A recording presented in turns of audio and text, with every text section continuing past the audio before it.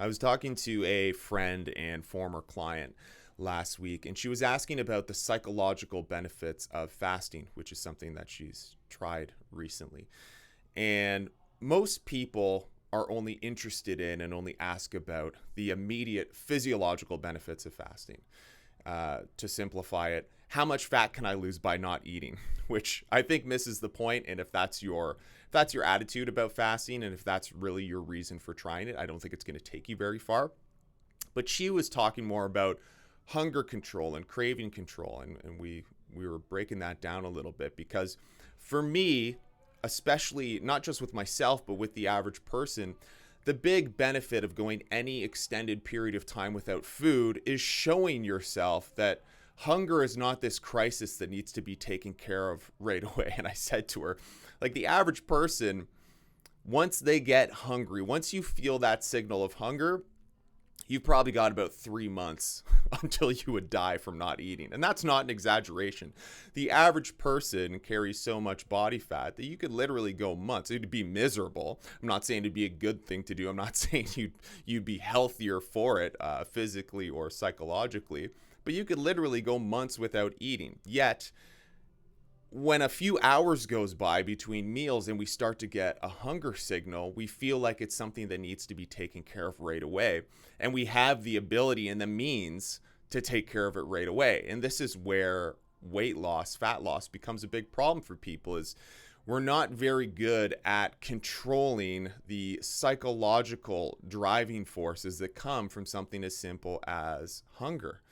And we see hunger as this thing that needs to be taken care of, or all of these terrible things are going to happen to us.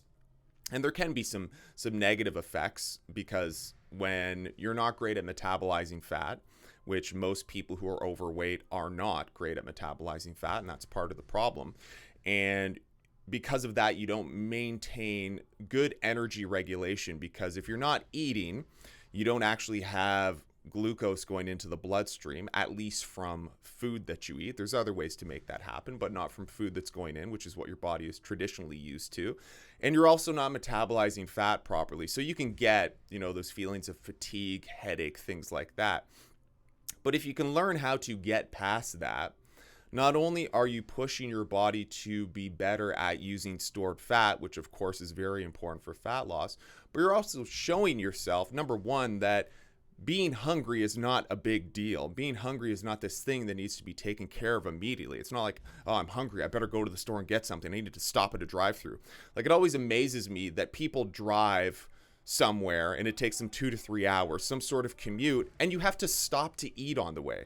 You literally leave your house and end up somewhere else in 2 or 3 hours, and you need to eat in between then. That's not a good sign. Like, if you're that type of person where on a 3-hour road trip you have to stop to eat at some point, then you're likely in need of a bit of a psychological reset. And that's what something like fasting could do. And I don't really push fasting on people, because I think some people can become obsessive with it. And I also talked about this as well with the person I was speaking to, because fat, because she actually did a 4-day fast at some point. I can't remember how recent it was. And she was asking, like, is that good? My answer was, well, maybe, but maybe not.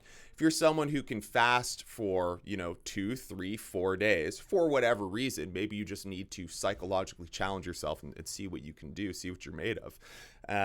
If you do that and then just go back to, like, eating well, eating small meals, taking it slow, slowly reintroducing food back in, then that's great. Go ahead and do it if you feel like you get something out of it.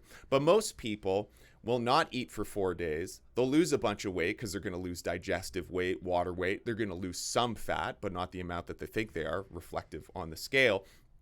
And then they're just going to gorge and binge. As soon as food starts coming back in, they're going to eat uncontrollably because they haven't actually addressed the underlying driving forces behind obsessive consumption. And then the weight's going to come back because you have food back in your system, and you're going to retain more water, and all these things are going to happen outside of real weight loss or gain outside of the body. And then that person's going to feel awful about themselves. Then you're going to go down this pattern of eating, starving, and that's not a place that someone should ever be. It's not helpful, and it's I would say it's at the least psychologically harmful and most likely physiologically harmful as well. So I'm certainly not recommending anyone do long-term fasting. But intermittent fasting is a place where someone can meet in the middle. Intermittent fasting, time-restricted eating, whatever you want to call it. People argue over definitions all the time. I don't think it's helpful, which is just don't eat every 2 hours, right? Don't eat every 2 to 3 hours. Don't eat every time you're hungry. We don't even have to call it fasting.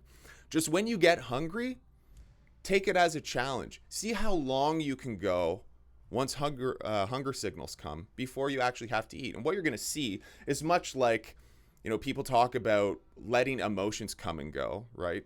You can have dark days, you can feel sad, but the sadness never stays. You self-regulate emotionally. Physiologically, the same thing is happening. When you're hungry and you don't eat, it doesn't just get worse and worse and worse and worse till like you feel like your insides are burning. The hunger just goes away. Your body realizes, oh, there's not food coming in, so this hunger signal isn't really helpful.